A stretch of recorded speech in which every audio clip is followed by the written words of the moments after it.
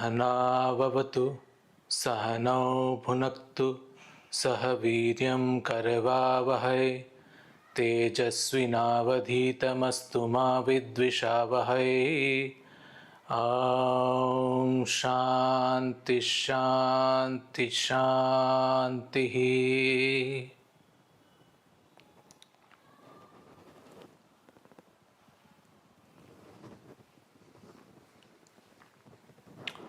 Welcome everyone, another session of weekly group meditation. But before we begin, can someone just confirm if they can hear me and see me well?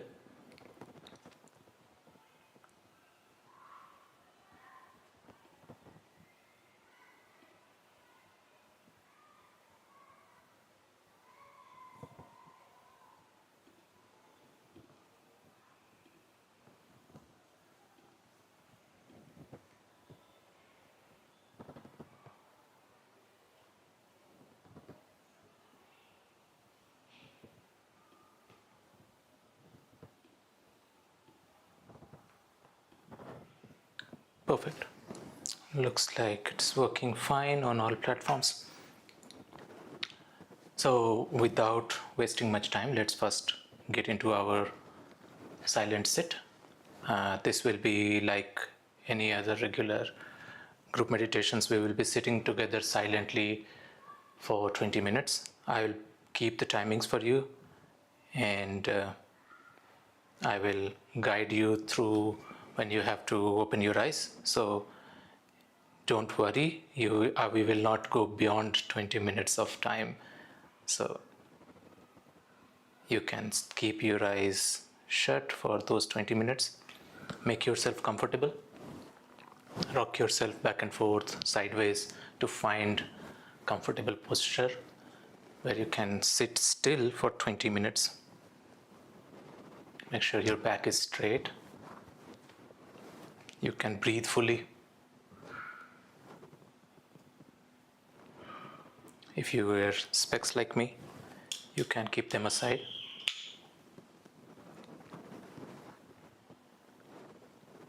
Close your eyes slowly.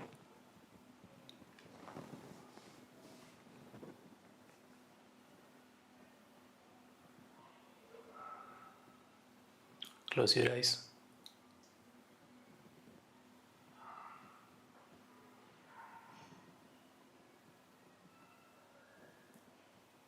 Let your body settle in the posture.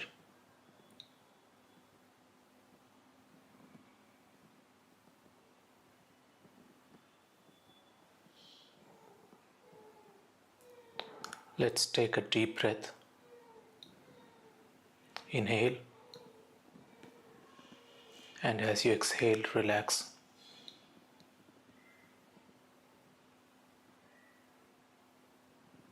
Take one more deep breath. Inhale,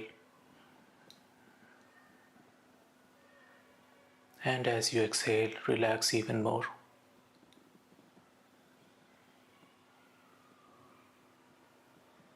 Take one more deep breath. Inhale, and as you exhale, relax completely into this one.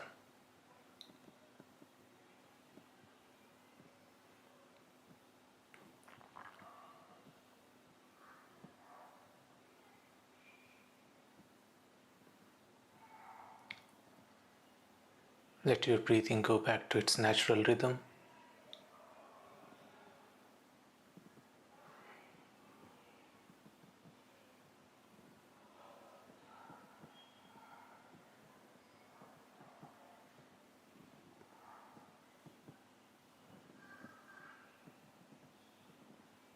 Make sure your body is completely relaxed into this posture.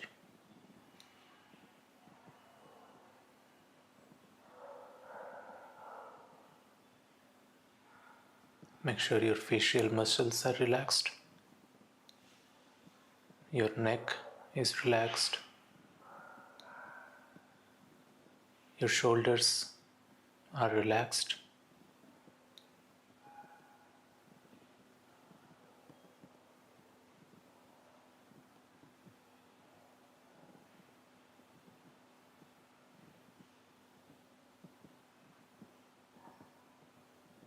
Make sure your hands, palms, fingers are relaxed.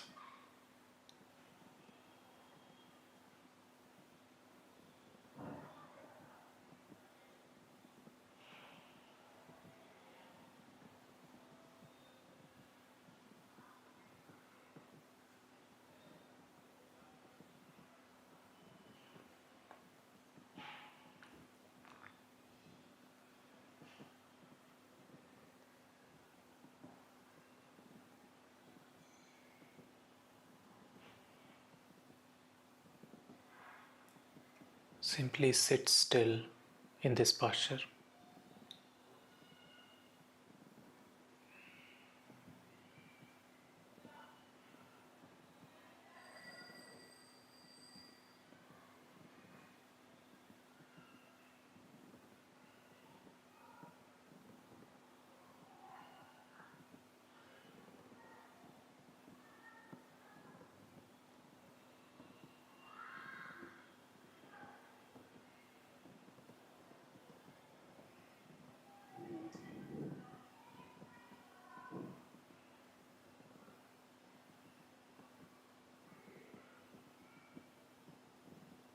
If you find yourself distracted by sounds around you or your thoughts, simply come back to observing the natural movement of your breath through your nostrils, in your belly, in your chest, wherever it is easy to observe.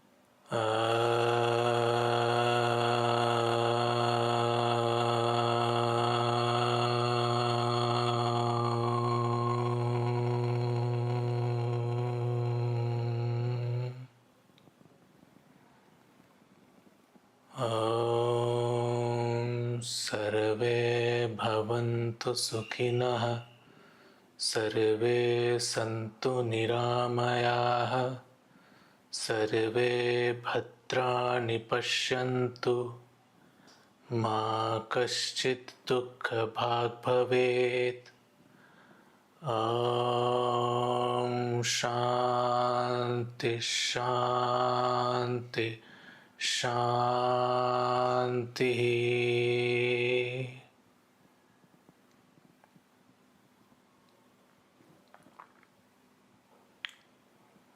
Rub your palm against each other. Generate some warmth.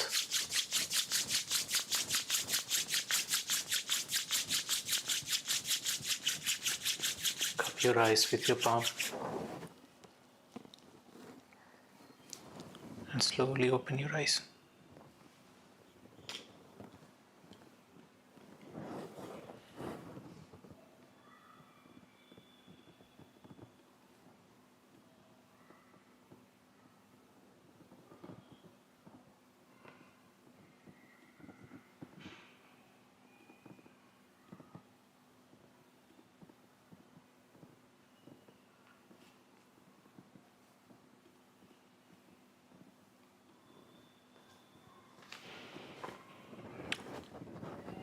Hello everyone again.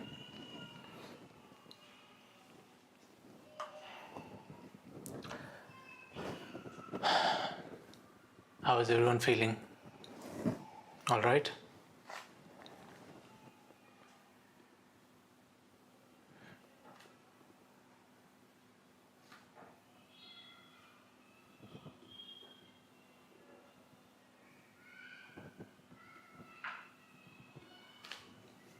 Feeling super zen. Perfect. So, I have a couple of things on my mind that I might delve into, but I might not as well. Because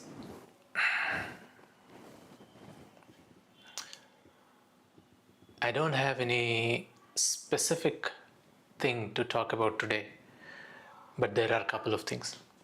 For example, one is how some people, when they are told to focus, not even focus, just to observe the breath, they end up controlling it, right? Why does that happen? Why do some people, when they are instructed to simply observe the breath, end up controlling it? It's not that your body needs your guidance on how to breathe. It will take care of itself. Still, we step in with our agency, try to manipulate it, try to breathe a little deeper, try to maybe elongate the exhalation a little bit, all of those things.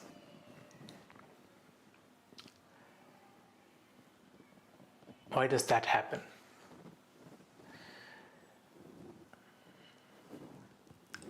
It is the nature of mind to become attached to anything that you pay attention to. For example, you look at how you have developed relationships around you.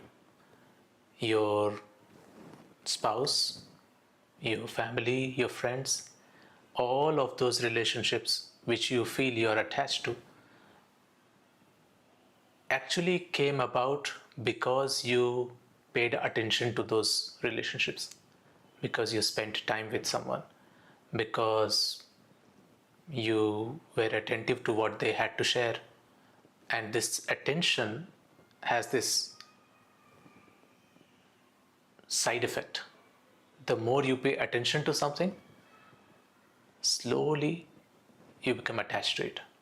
Slowly it starts creating impression on you. And when you are attached to something, that's when you try to change things, because that attachment makes you feel like you have some agency over it, or you have some responsibility towards it. All of those.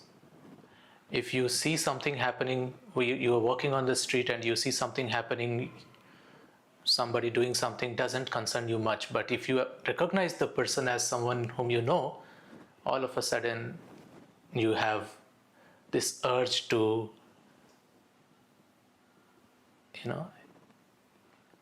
somehow get involved, either to cheer them up or to discourage them from doing something if they are not doing something that you think is right.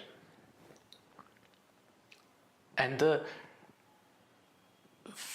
subtle aspect of this is what you see during your meditation as well. When you are asked to just observe the breath, just by paying attention to it, you end up trying to control it. So this is a practice in itself, to observe the breath without trying to control it in any way. This practice slowly grows and then it becomes part of your life when you pay attention to things around you without trying to change anything, accepting things as they are. Small things, very small, mundane practice leads to these kind of outcomes.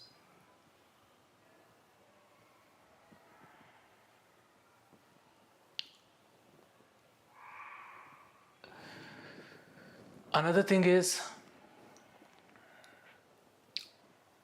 experiences.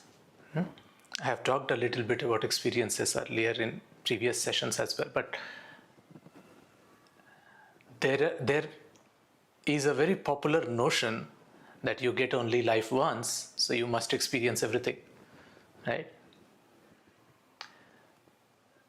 And if you logically think about it, it is practically impossible to experience everything. You take any example of anything that you can do in this world, right? For example, now I'm sitting here. I cannot experience, this is India and it's around sunset time.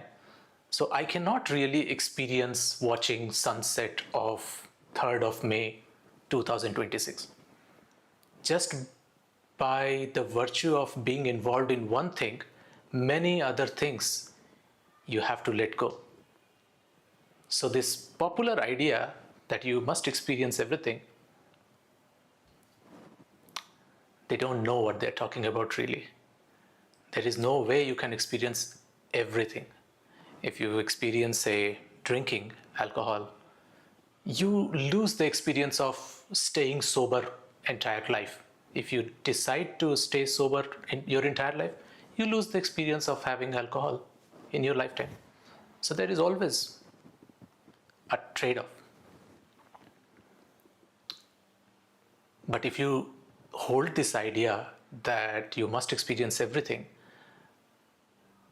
that percolates into your meditative practice, and then you start chasing experiences. Oh, yesterday I was paying attention to my eyebrow center and I had a wonderful experience. What if I now pay attention to my fingertip?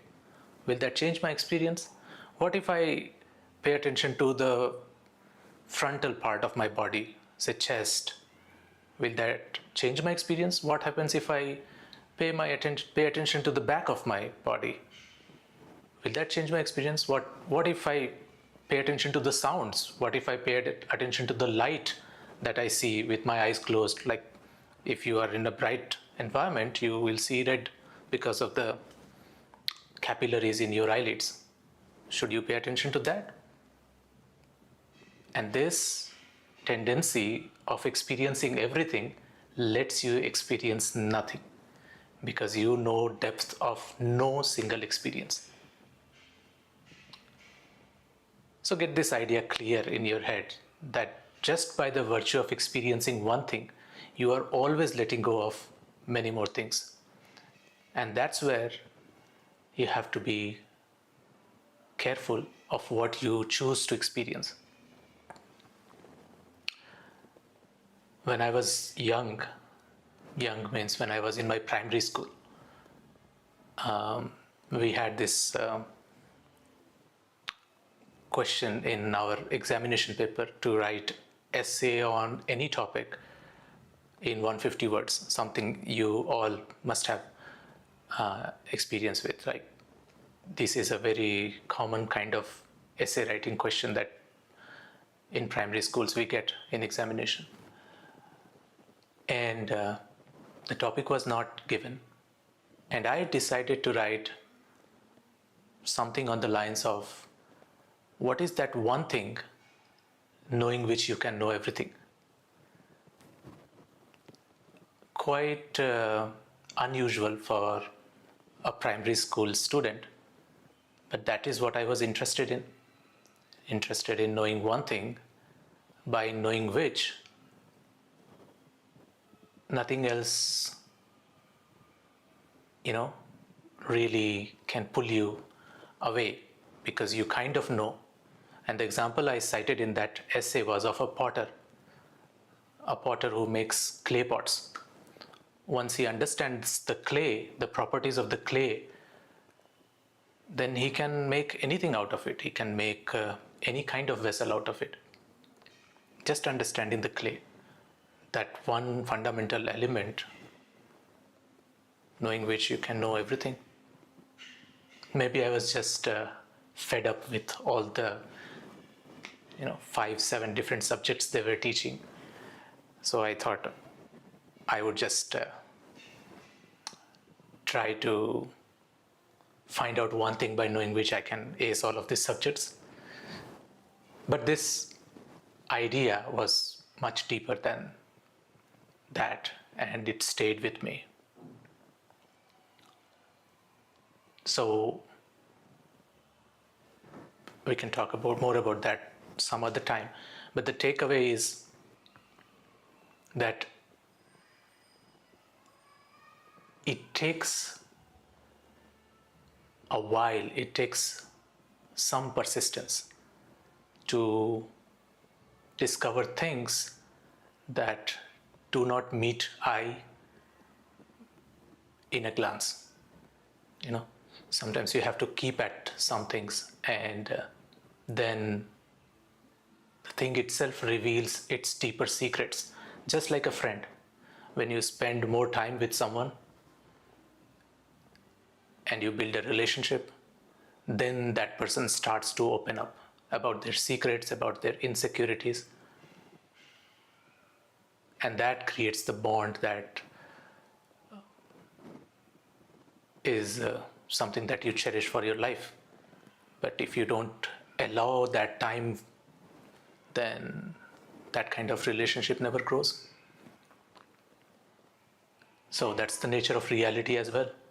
You have to keep at it for some time, and nature opens up. After all of us want to express ourselves. So does nature. It has been expressing itself in so many different ways, but we never took time to recognize it. So when you take time, it tells you more. Okay?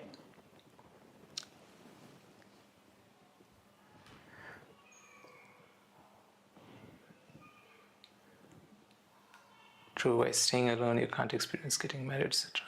Others giving up something. Right. You can't experience being a householder if you decide to be a monk, and you can't experience being a monk, a celibate monk, if you have decided to be a householder. So it's pretty much always a trade-off. You choose something and you let go of other things. Okay, I think that should be good enough for today. If there is any question, anything anyone wants to share, I would be happy to read or hear if they can come on stage and speak.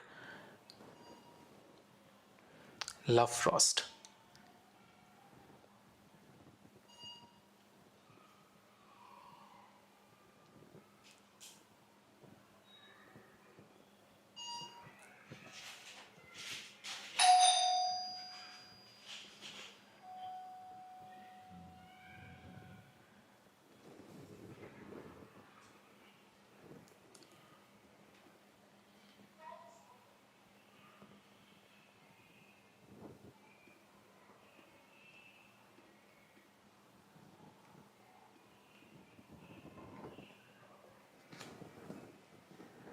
What hope do you have for future viewers who watch this recording, and why?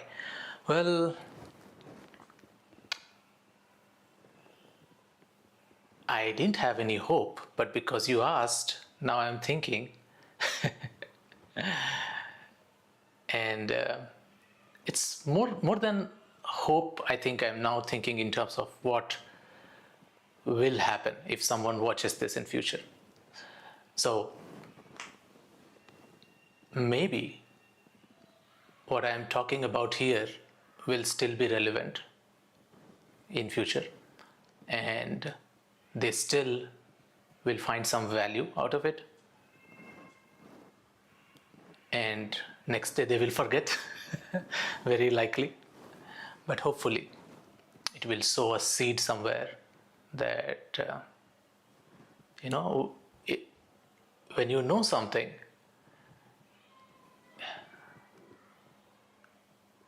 you cannot unknow it.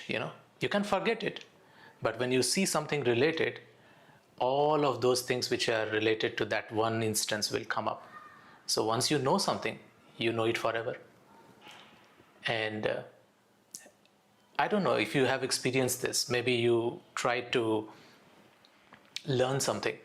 I tried to learn web development when I was in my college, and I was not from computer science stream or information technology stream. So it was kind of something that I was trying to learn by my own. Web development, HTML, CSS, JavaScript, basic stuff. Couldn't figure out how to make a good looking website. I could make a very bad UI, somehow display text on the browser kind of website, but couldn't figure out how to make a beautiful website, which I was going for. Left it, quit. Then when I was in my first job, which was I think 3-4 years later, there was a situation where I had to write some JavaScript in existing another program which was written in some other language. So I thought, okay, I have written some JavaScript. So I gave it a try and kind of worked, but not fully. But I was kind of the most fluent person in JavaScript in that team, because that team was completely comprised of developers who were working on completely different language. So still not very fluent, but the past experience helped me become the most fluent in that team, kind of one-eyed person in a room of blinds. But then something happened while I went further in my career, and there was a requirement, there was a need that I change my tech stack and become a different kind of developer. And then I chose JavaScript again. And this time, when I took up JavaScript, it didn't even feel hard to me, because all the basics I had already seen and done at least twice. So only genuinely hard parts felt a little troublesome. But because I had saved so much of mental bandwidth this time, because that has already been spent at an earlier time, now this time, even those complex topics, I was able to read through, understand, make sense of it, apply it, like it was no big deal. And I turned, and then finally, now currently I'm a JavaScript developer. So when you know something, it doesn't ever go away. If you come back to it, you will only find yourself stronger than before. So hopefully, does that make sense? Can I please have, I want to eat, it's not edible for sure. I have a question. We won't be able to know that what we choose over what we gave up was the right choice, decision, right? Well, it's not really about what is right or what is wrong. It is about what you want and what you don't want.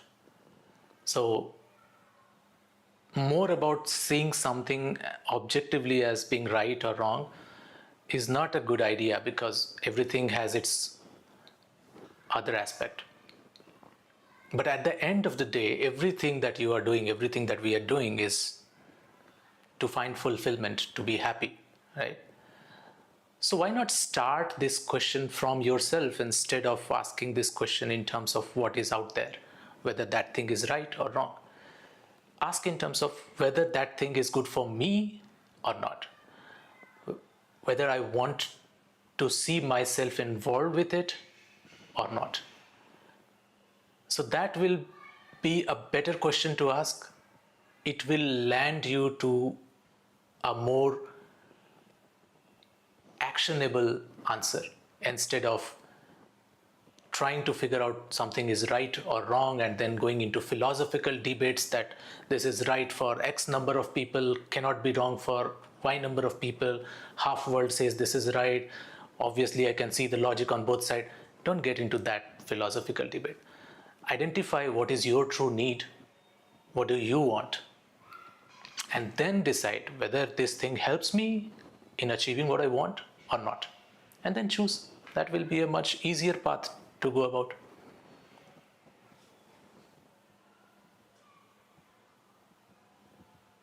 How do you pay attention to breath without controlling? Just like I'm paying attention to this mobile phone which is sitting here in flight mode and I'm not picking it up. It's simply the act of being, When you move yourself away from doing to just being, then it becomes natural. The moment you think that you have to take an action, you must take an action, that impulse, you keep fueling that impulse, then it becomes difficult. It requires practice. So you will see this happening in most of the serious retreats. Most of the strictest retreats will have this, that they will have long hours of seated meditation. And then there will be long hours of noble silence, what they call, where you cannot express yourself, you cannot talk, you cannot make eye contacts, you cannot make gestures, no expression, you cannot write. And why this happens? Why these strict retreats are designed this way? Because at first level they try to suppress your physical expression, the way you conduct your body, right? So your body needs to settle into a level of stillness, and then on top of it they give you this instruction to stay silent, not express yourself. Now they want your mind to attain a certain level of stillness. Only when body has a certain level of stillness and your mind has a certain level of stillness, then you can see what is underneath. The one thing knowing which you can know everything I was talking about. So rolls back to that. That's what we also are trying here. To stay still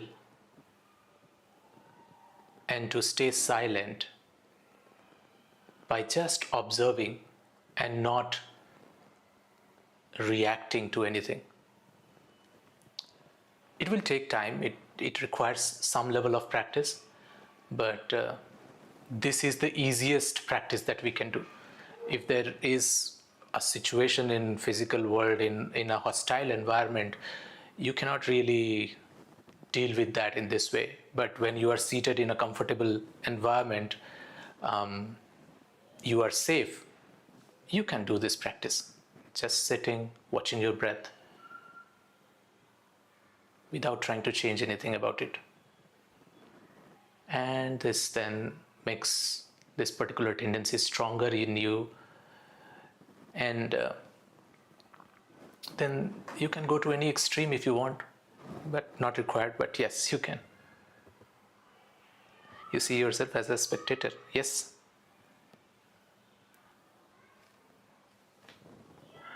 Seeing yourself as a spectator is a good start, yes, definitely.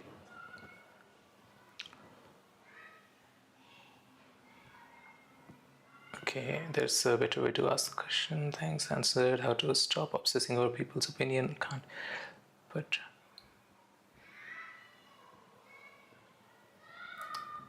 people's opinion I can't help but feel we are being directed to being subjugated to a certain outcome.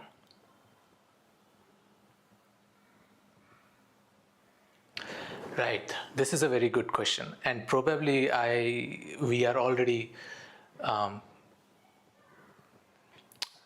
past 40-minute mark or something. So this is something that I will discuss in a little bit more detail in the next session. But for now,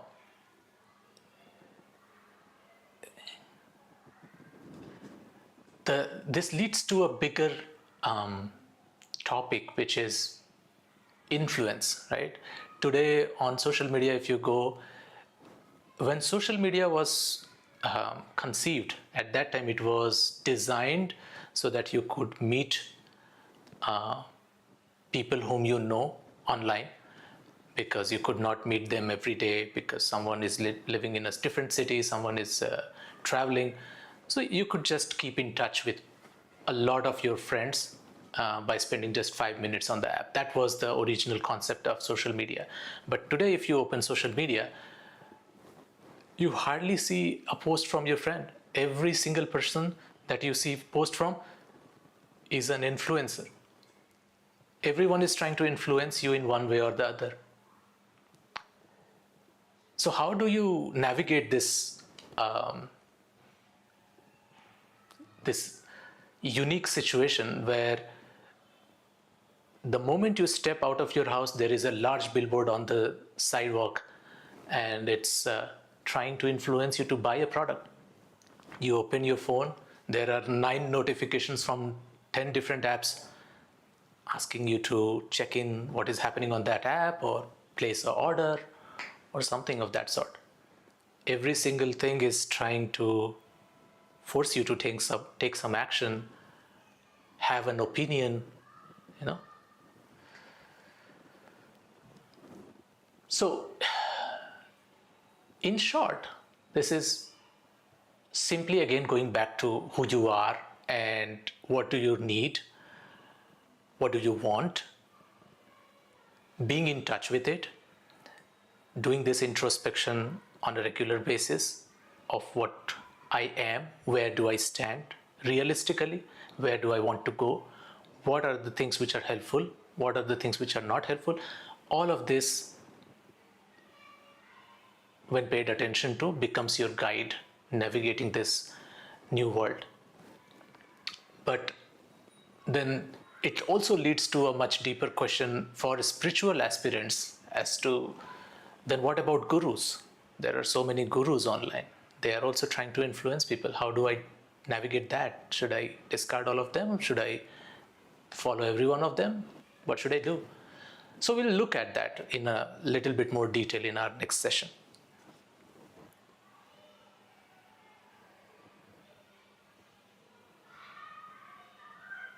That's why I try not to ask people's opinion before buying or going somewhere. Perfect. Let me also quickly check if there is anything on YouTube or Instagram. Perfect. So I think that should be good enough for today. If you guys have any further questions or anything, you can always keep send me those. DM me if you are on Discord. Obviously you can DM me, you can tag me on the Meditation Mind channel. You can also post your comments on the video if you are watching this on YouTube or Instagram, and I will try to answer them. I will try to find collect questions that make sense, make a logical sense for me to answer in a session, and then I can also talk about it in the session. For now, thank you everyone for joining. There is one more announcement that I wanted to make. Good that I did not slip my mind, because what slipped my mind is recording this session, which Nathan will not appreciate. But at least I have this announcement. I still remember that I have to make this announcement that we are changing the time of weekly group meditation. I was thinking about moving this to Sunday 9 a.m. IST, Indian Standard Time. But I'm also now thinking about maybe moving it on Saturday 9 a.m. So I would like, maybe if Nathan can run a poll, should it be on Sunday 9 a.m. IST or should it be on Saturday 9 a.m. IST? And the next session we can do on, next session we can do at that time. But I will wait, say by Friday, maybe if Nathan can run a poll, and then by Friday, based on whatever responses we get, we can schedule the next weekly group meditation or that particular time, whether it will be on 9 a.m. IST. IST is Indian Standard Time, but the poll will be about whether it should be on Saturday or Sunday. So I'll let you guys to decide that, and with that, let's close this session. But thank you again everyone for joining, and hope to see you all in the next session.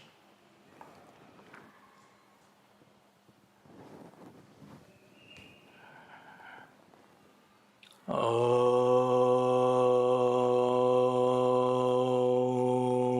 Purnamada Purnamidam Purnat Purnamudachyate Purnasya Purnamadaya Purnamevavashishyate.